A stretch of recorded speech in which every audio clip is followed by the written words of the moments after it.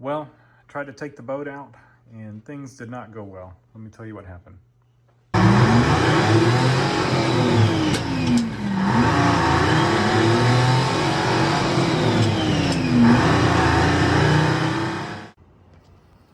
Well,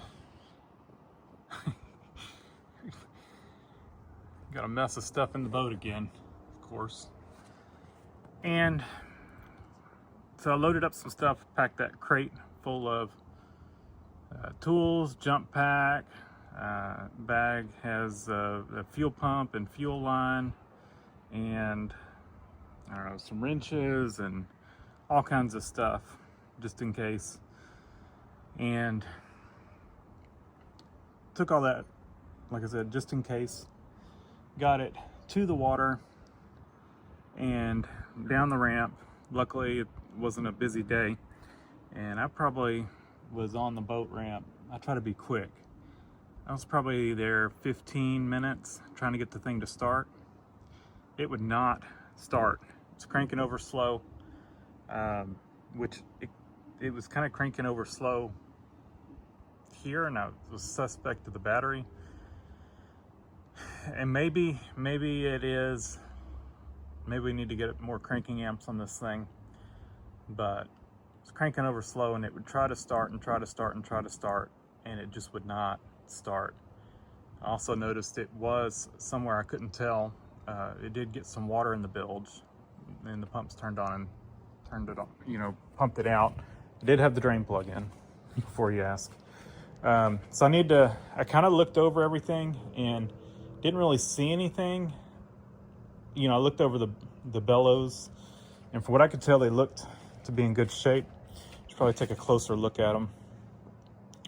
I probably should have really tried to find where it was coming from. I did eventually get it once. I was just mainly focused on getting this thing started and getting off the ramp. And I finally undid the two things. One, I tried, three things. One, I looked and the choke was completely open. And so I have a feeling our automatic choke is not working right, or may not be adjusted correctly. There's something not right there. I don't think it's choking it, but I think it was rich, to be honest, because, it was trying to start, and I was like, well, let me try, this thing does have an accelerator pump. So, not cranking, I took the throttle and, went full throttle quickly twice. In theory, that should, give it an accelerator pump shot. And then it did not want to start at all. So I feel like it was too rich, because that made it worse. And so then I undid the throttle linkage and just propped the throttle open just a little bit, and it started right up. And then I hooked everything back up. It was idling really low, barely idling, and backed it off the trailer and started to go to dock it, and it died. And at that point, I'm drifting and luckily current was taking me towards the dock, and but it would not start. And so I let it just drift me to the dock, and I had the anchor right here. I could have thrown anchor if I needed to instead of drifting away, but it carried me back to the dock. And then that time I didn't undo the throttle linkage. I just idled it way up, and it started. And then it it started, and it was idling way too high at that point. So I idled it down, but still left it a little high to try to keep it from dying. I didn't want to start at that point. Made the decision to punt and just load it back up and try to deal with whatever's going on with it. you know, not in the water. And so I left it idling a little high, and I knew that was going to make it a little more difficult to load because it was going to be going quicker than, but I figured I'd just, you know, I can shift it into neutral and let it coast. Done that plenty of times, and got to the point where I wanted to shift it into neutral, pulled it into neutral, and it was still going, and then I realized it was still in gear. Like it was locked in neutral, but it was still in gear. So I had to pull it back into towards reverse, and it popped it out of gear. At that point, I overshot the trailer, and it came up slightly to the side, and I was able to get it.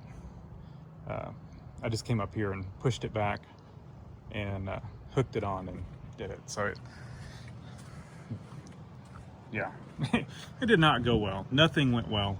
So we've got two things. We need to figure out why it has trouble starting, and we need to figure out the linkage. I think it's just sloppy, in that, you know, it's either out of adjustment or just sloppy, and so we need to figure that out.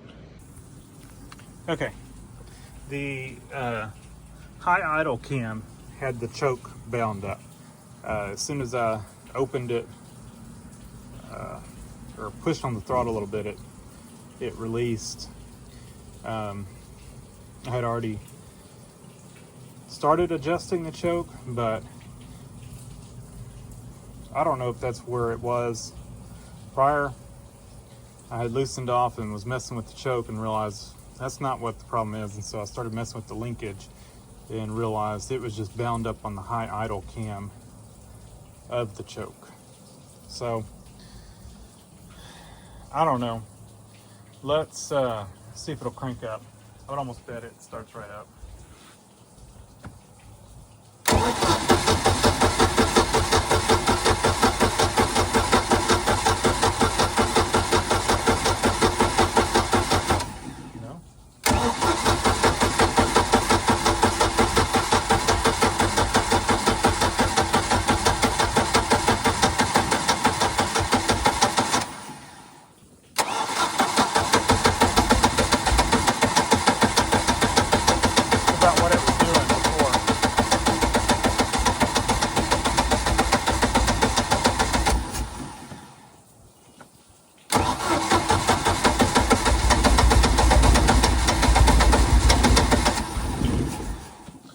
Let's try something.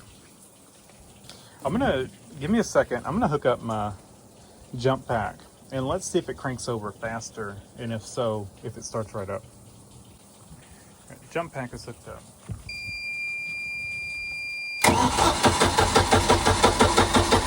Sounds about the same.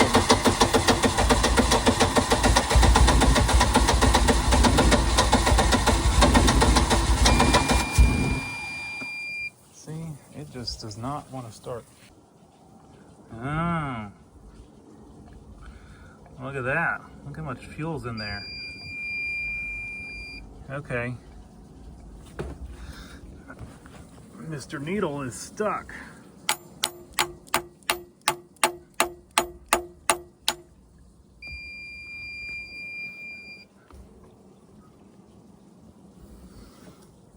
All right, well, that makes sense. I did not see it doing that before, but maybe it's kind of intermittent in hanging up. And I do have a new one, so I think that's good enough. We know what we need to do. I'm not going to try to keep cranking on it with it doing this. We know the carburetor needs to come back apart, and I think this time I'll probably just pull the top off of it again. And I don't think I would need to clean the bowl out or anything. All we need to do is probably just replace that needle and seat. You know, we got a new one, so we'll put a new one in it and check it. It seemed to be working just fine. We'll also check the float adjustment and make sure it's adjusted correctly. Make sure it's not, you know, set too high, which would cause it to flood out. Alright, I'm up under here trying to look at our bellows to try to help find, you know, where that source of water was coming from. And I think I found it. So I had looked at the bellows and they were not ripped or anything. This one looks pretty decent, but if you look up there, our shifter bellows is torn, well, separated. So I think that's where our water was coming from. The exhaust one appears to be in good shape, and it still is the original style. It does look kind of dry rotted. I would assume they age quicker.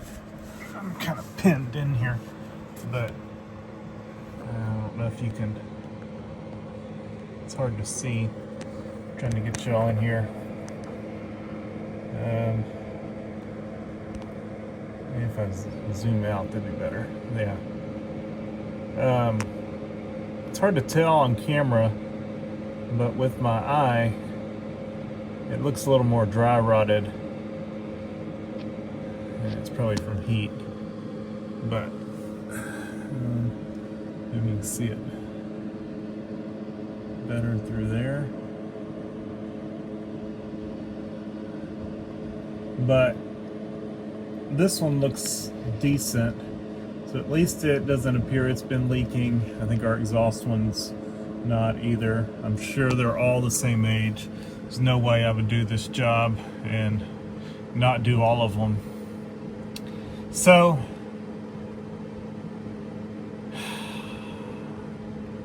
I'm guessing, you know, the up and down that we've done, it probably had not been used much. It was not ripped before, but it's ripped now. So at some point, either when I had it in my driveway, you know, tilting up and down, or you know, when I took it to the water, at some point in the past 2 days, I guess it ripped, because it was not ripped when I bought it, but it was up, and I did not put it down and raise it back up. So we've got that to do. Fun. So now I get to do some research on bellows, and we will tear it down. I'm trying to decide if I'm guessing we will need to do that. I will probably put a shift cable in it, is I'm thinking, since we're there. I'll at least order one and inspect this one. But yeah, it's possible it could have been ripped and I couldn't see it, and it finished tearing. But from what I could see of it, it did not appear to be, it definitely wasn't as bad as it is now. Now, my fear is that it could have been ripped, and it was, could have leaked, and, you know, that shift cable's, yeah, compromised, or, you know, gotten water in it. So I don't know. I'm gonna order parts. I will probably order a shift cable just to have it here and decide once I get it apart if I actually replace it or not, but probably will. I think that'd be the smart thing. All right, this is a lot of money right here. May not look like it, but it is. I ordered everything, and we know the shift cable probably has gotten water in it just because that one is ripped, and so I went ahead and ordered a shifter cable, especially since we were having some shifter issues. Maybe that cable's sticky. So all this stuff adds up quick. You know, the shifter cable, I think this is like $130, but I want OEM parts on it. I want to make sure I don't want to put junk on this thing. So we've got that. Here's some bellows adhesive, and then this is the Quicksilver. They call it the repair kit transom. It is like all the bellows, gimbal bearing, your gaskets and seals and everything you should need to do this job. Now, I did do one other thing. I've been doing some reading. Everybody says the exhaust bellows is the most difficult one to do it. And most people say just use the sleeve one, which only attaches on one end. I think it attaches on the lower unit side, not the bell housing side, or however you want to call it, transom side. So I think I went ahead and ordered one. I found it on eBay, and I think I only paid like 20 bucks for that sleeve one. So I think we're gonna go with it, but I've got both. That sleeve one is supposed to be delivered today. It has not come in yet, but this kit is a little over $300. And if you weren't doing the gimbal bearing, you could probably save some money. I went ahead and got it. We'll check it. I'm pretty sure I'm gonna go ahead and replace it, whether it feels bad or not. If you had a ripped drive bellows or U-joint bellows, whatever you want to call that one, you for sure probably need to replace this because it's gotten water in it, or replace the gimbal bearing. But I went ahead and just got the whole kit. I started trying to piece it out, and it adds up quick. And I think this was just over 300 for this set. And then we've got a socket for the shift cable. This is our gimbal bearing alignment tool and installer. I did not get a removal tool. I've got a slide hammer that I think we can use to remove it. I think this was like $30 something, and the combo with this and the removal tool, I think was over $100. So I figured I would try to do it a little on the cheaper side, try to save myself about $70. I just picked up, I needed some more 1/4 inch extensions. And then the pivot pin is a 1/2 inch hex. So they make a special tool for it, but instead of doing that, I just bought myself, I didn't have a 1/2 inch hex socket. And so I just bought me another set. I'd like to have a set here at the house anyway. Whether I take this one to the shop and bring the ones out of the shop here, I don't know. But for now, this set does include a 1/2 inch hex. And we've got our, I went ahead and did the trim cinders because they've probably never been done. If I'm going, I want this boat to be, I don't want to keep working on this boat. If I'm going to be in here working and having this thing apart, I want to go ahead and try to get as much done as possible, you know, pretty much replace everything, because I don't want to come in here again. I want to be able to just get this done and, you know, use the boat. I don't want to, you know, 6 months from now have to go back into it and replace a trim cinder or something like that. And then this is our, oh, I needed some brass little wire wheel things. I'm gonna use those to clean up where the bellows go. And this is our, I think this is our, the bellow retainer ring installer. This goes in combination with your alignment tool. There's a little aluminum sleeve that presses in. And then, oh, I just needed some 1/4 inch to 1/4 inch adapters. So this isn't all related to this, but anyway, that's everything except for, like I said, that sleeve, bellows, or whatever you want to call that thing. I'll show you. Really the only downside to it, it makes the exhaust a little more noisy from what I've read, and doesn't make that much of a difference when you're trimmed all the way down. But if you're trimmed up, you know, it can allow some exhaust to escape, you know, and you get some more noise than if you had the exhaust bellows. So that's over $600 right there. Doesn't look like it, but it is. Oh, and did I mention the bellows adhesive? I got that as well. So this should be everything we need. And yeah, so I'm not going to do a how-to here. I've never done this before. I've been doing some reading, and I think I've got a pretty good understanding on it. I'm going to go ahead and try to find me a video to watch so I can get a little more of a visual. And then if I find a good video, I will put a link to it in the description. And you know, maybe you can use that video to help you, but I'm not going to video at this time, like I said, because I've never done it before. And yeah, so if we end up doing this again, maybe I'll video at that time, but I'm not going to video this one. So I'm going to pull the boat out a little bit, give me some room in the back, and get busy, and I will let y'all know how it goes. Well, I found a good video I'm following along on, and or at least so far it's good. I'll put a link in the description to it. So this is where we are, and we got to this point pretty quick. So there's just used a sawhorse and strapped it to it, just to kind of hold it up there, and that'll well, keep it there.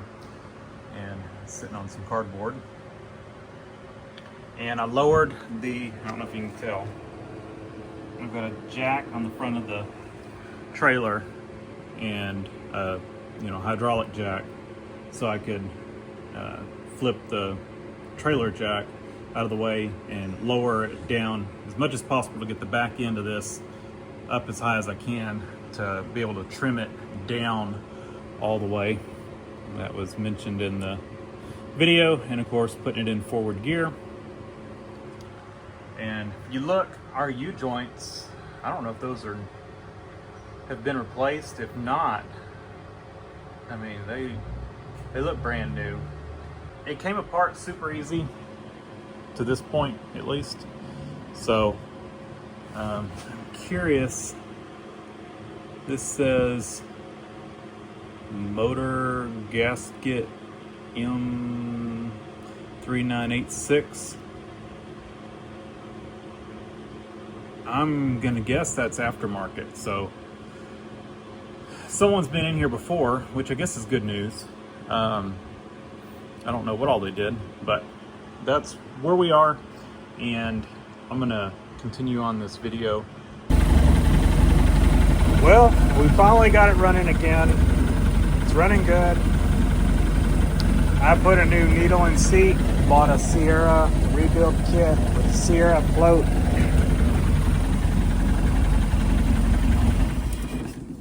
And it still was flooding out. I adjusted the float per the settings, recommended settings, whatever, and still was flooding out. So then I just pulled the top up off the carburetor a little bit and bent the float just a little bit to give it a little more, and it still was flooding out. Put a fuel pressure gauge on it. It had about 8 psi on it. So pulled the fuel pump off and made a thicker gasket and put it back on there. And it seems like it's about somewhere between 6 and 7 psi fuel pressure now. And I did go ahead, it still was flooding out, and I ended up putting a different needle in it, one from my cheap rebuild kit, a spring-loaded needle, and it's working. So I don't know what the deal is. Fuel pressure seems about right now. It was just a hair high before, and they run. There's a shim, and I do have that installed. It's a gasket, a shim, and then I made a thicker gasket and put another gasket. So we probably went from about a shim and 2 gaskets to equivalent to like a shim and 3 gaskets, because that gasket material I had was pretty thick. So it seems happy now. We're gonna leave that. I have no idea the float adjustment right now. We may have it too low, and it may end up, we may end up having to adjust it. It may start starving for fuel. I don't know, but I'm not touching it. It's happy. I've been running it quite a bit, cutting it off, looking down there. I mean, you could cut it off and the fuel pressure that was just held in the line was pushing past and just running out, you know, into the engine. So it definitely was, I don't know. I really don't know why I couldn't make it work. I don't know if that Sierra needle I got just wasn't good. I don't know, but it's got the spring loaded one from the cheap rebuild kit. Like I said, it seems to be happy, so we're gonna run that. I think technically a spring loaded is probably better. You know, it should handle roughness. You know, if you start getting in rough water, in theory it should work better. So I've had it running and just figured I would show y'all. You know, I didn't show doing the bellows, but did the bellows, all of them, and the trim sensors, and that water line that goes up, and the gimbal bearing. What else did I do? I probably told y'all all the stuff I ordered, but it's been a few weeks. I've just been busy and haven't had a chance, but they all seem good. And you know, I did that slip exhaust one and it seems fine. You know, it does not bother me. I've had it running. It does not bother me, the noise. It's a little bit louder, but I think it's fine. So, need to order cap here, and this bushing is actually cracked. It's in two pieces. I put it back together, but I want to replace it. So that bushing and a cap. I think the bushing was actually over here. No, I don't remember. I put the missing cap where the broke bushing was. So I'll order a bushing and get a new cap, and we should be good. So I'm gonna put the boat up, but I think that's gonna do it. I think I'm gonna take that carburetor kit and put it in the glove box for now, just in case when we take it out, if we have any issues. And I'm gonna take this tool set. No, I'm gonna leave it, but I wanna grab my other one as well. So we'll leave that one in here. I can take that as part of my fuel pressure gauge. I'll take that out and clean up this mess and